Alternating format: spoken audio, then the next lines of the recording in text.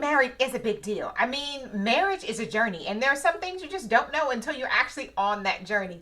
Although there is a lot of things that you don't know, there are some things that you should know before you take that step. So, what questions should you even ask? But before I get into all that, let me welcome you back to my channel. My name is Ayanna, and this is Beyond Committed, where we talk about everything from life, faith, family, marriage, motherhood, and everything in between, and we take them beyond. If this is your first time here, welcome, and I'm so glad you stopped by. And to make sure you're not a stranger, make sure you press that subscribe button below and turn on your notifications so you don't miss a video. All right, now let's dive right in.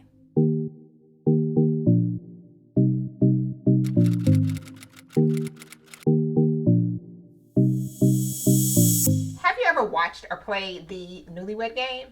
If you haven't, it's an awesome and it's a fun game. Essentially, it's people ask these questions to these couples, whether they've been married for 5 days or 50 years.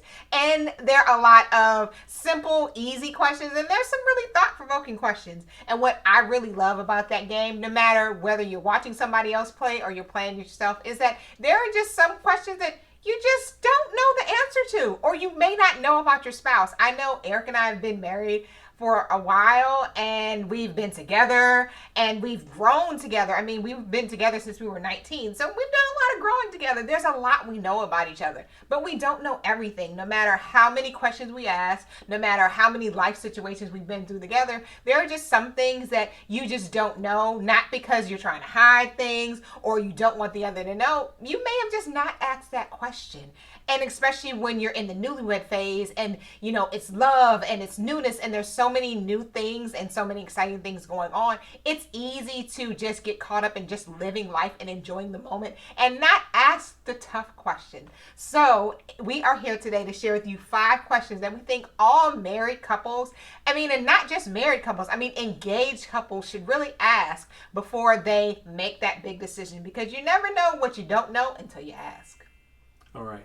So one of the first things that you'll want to discover or ask questions about are, what are the drivers? What's the motivation, the passion of your future spouse, right? What gets them up out of the bed every day that allows them to do what they do?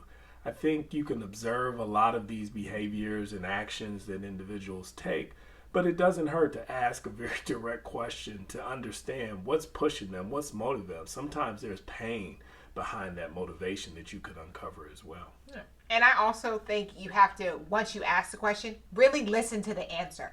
I think sometimes we want to know the answer, but we already have decided what that answer is. And we can see, okay, well, I know what motivates him, or he'll say, I know what motivates her. But until we kind of really unpack and ask those questions, you don't really know. So for instance, when we first got married, and even before we got married, we talked about, okay, what do we want our life to look like? When we start having kids, what do we want that to be? And I said early on, I want to stay home with my kids. And Eric was like, yeah, but you're a pharmacist. And he said, yeah, but he kind of filed it away as if, I know she said that, but that's not really what she meant. So I was like, he asked the question, I answered it, and we kind of just kept doing life.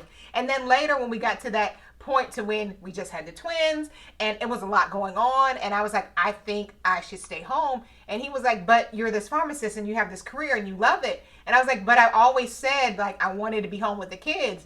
And we'd had those talks. He asked the question, I answered the question, but he didn't really listen to the answer because it was different from what he thought or what he thought my driver was. So it's so important that when you ask the question, especially what drives a person, what what they're passionate about. I'm passionate about my marriage and my family, and that was evident then and it's evident now. And how we walk that out may look different, but those passions still drive our decision. So it's so important that when you ask those questions, especially what is driving them and what they're passionate about, realizing that that answer is really important, because as life changes, as you go through different seasons, those same passions and drivers will drive them to make different decisions along the way.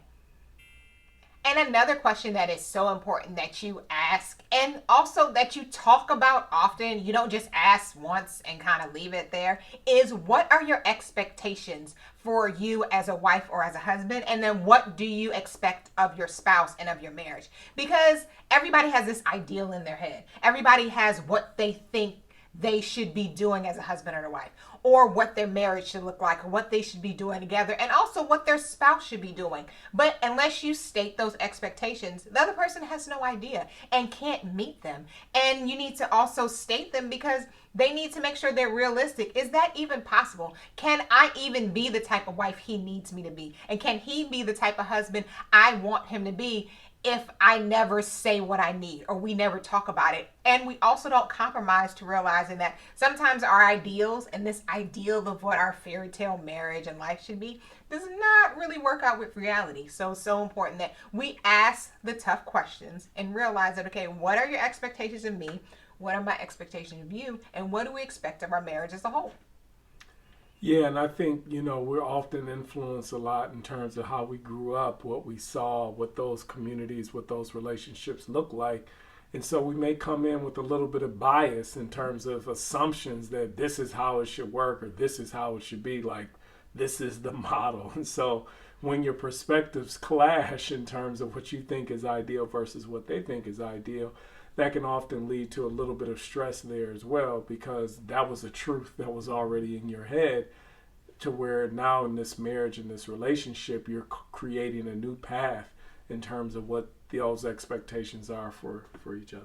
Yeah. And then you're also creating your unique marriage, realizing that the model that you may have seen growing up, the model that he may have seen growing up, they may have been great models for those marriages, but they may not be the exact model that you're going to walk out. So when you ask what your expectations are and you come honestly and open about them, you can then create the marriage that is uniquely beautiful for you and that you can actually live and walk out.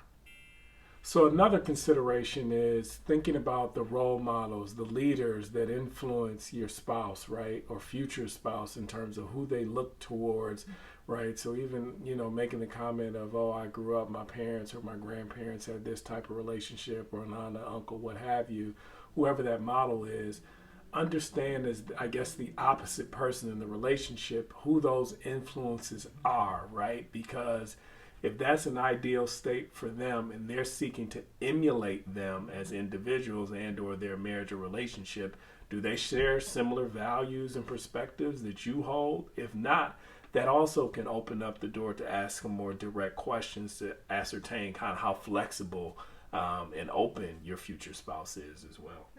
And then also when you ask those questions, be mindful that when you're looking to like emulate a person or you're looking somebody to be a role model, realizing that you only see one side of that person's life. Even your own parents, you don't know everything that went on in their marriage or their relationship, or what may have caused their marriage or relationship to end or whatever. We just don't know. We only have one perspective of things and we only have one view of people. So it's so important that when we are looking to our role models, even from our own perspective, like the wife you aspire to be like, or from a husband's perspective, the husband you aspire to be like, or marriage you aspire to be like, realizing that we only see one side, there's some things that you don't see.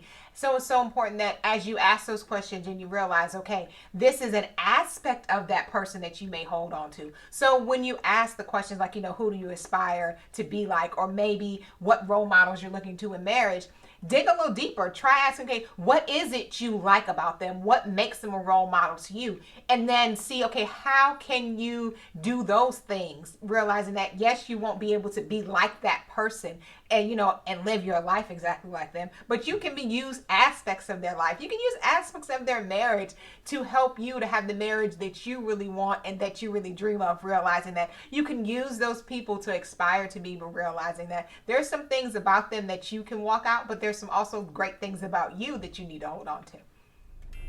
All right, so another key question and area of focus is understanding your future spouse's spiritual beliefs, right? And what is their openness to your faith and your belief system? I know for me, when we met, I pretty much so was living how I wanted to live. My relationship with God was like non-existent, meaning the fact that I believed, I had certainly professed my faith in Christ, but I was living a life in which he was really nowhere to be found, to be frank. There was no fruit. There's no fruit. There was no fruit, right? So in a sense, I was kind of like rejecting really what God had to offer. But nevertheless, in the midst of all of that, as we continue to grow and mature, and I rededicated my life to Christ, it was interesting because I think along the way, Ayanna was just kind of open, right? She didn't really have firm views for or against, but it was a level of openness that allowed us to continue to grow, again, based upon these shared values. So for me, I believed in Christ, I believed in God, but I didn't understand what a relationship with God was. So Eric had this firm foundation. It was funny because we often talk about it now. Eric was like, no, I wasn't playing with God. So he was like, if I'm going to be doing me over here, I'm going to just do me over there. I'm not going to, be in and out. None of that in the middle. No. So I didn't understand even what that meant. I'm like, okay, so I'm just going to keep walking this journey. I like him. This is cool. I'm open to it and all that. So as we grew, he brought me my first Bible, which I still have, and I love. It's one of my favorite Bibles. I don't use it really on a daily basis, but I will forever have it.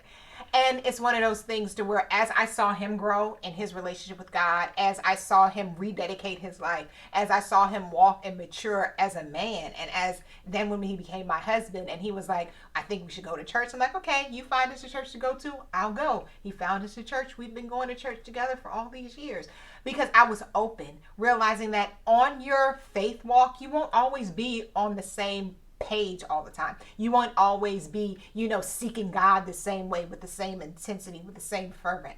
But it doesn't mean that you both can't be walking this walk together. It's just something that you have to be open to and something that you have to talk about, realizing that there's going to be some bumps along the road and your faith will be tested. So it's so important that as you grow together and as you grow in your relationship with God, you realize that it is a journey. And you have to be open to each other not being on the same road at the same time, but realizing that you're both going to the same place. And another important question that you must ask, and one that is at the center of most kind of debates and the center of most kind of, I'm not sure how we're going to talk about this, is money. So you need to make sure that you understand your spouse's view on money because everybody looks at money very differently. Yes, indeed. I could be here on this topic all day long, but I'm not. The practical things that you need to consider, right, is really spender versus saver, right? And kind of the view and philosophy on that in terms of, whether the goals, the things, how do you view money as a tool and in the midst of whatever it is you're trying to accomplish, manage, or do. And I think that each individual brings their own history of experience and perspectives on that, in which it frankly has to grow and evolve depending upon, as your life situation goes. Yeah. And I think also you have to be open. Just like you have to be open to someone's spiritual beliefs, you have to be open to someone's view on money, realizing that your view is not the only way. Your way of handling it is not the only way. And you have to make sure that when two are becoming one and your money is becoming one, you're managing it together in a way that works for you. And I know, for instance, Eric was a spender. He was like, if I make it, I can spend it. All the bills is paid. That's all that matters. And I'm like, well, no, we got to save it and we got to do this and we got to do that. And he's like, well, why? And it was like a rub at first, but then over time, we found ways to help it work for us. And now I'm spend a little more. He saves a little more. So it's so important that you have those conversations early and often. We still have money conversations all the time. We have budget meetings once a week, kind of just see where's the money going. Sometimes the meeting lasts 5 minutes. Sometimes it lasts a few hours, depending upon what decisions we have to make. But it's because we have been intentional about making sure we are talking early and often about money. And because I know his view on money, he knows my view on money. We know how to come at each other with the money situation so that it's not a point of contention and it's not a fight, but it's what are we going to do about this? This is what's ahead of us. This is what we need to do. How are we going to do this? How are we going to financially prepare for this? Or how are we going to pay for this? Or can we even do this? Or should we wait? Whatever it is. That's why it's important that as you enter into marriage, especially whether you're planning to get married or you're in the newlywed phase, that having these money conversations early and often is a must. All right, that's it for today. And I want to know, what's one question you wish you asked before you got married? Let me know in the comment box below. And if you like this video, make sure you give it a thumbs up, and then make sure you press the subscribe button and turn your notifications so you don't miss a video.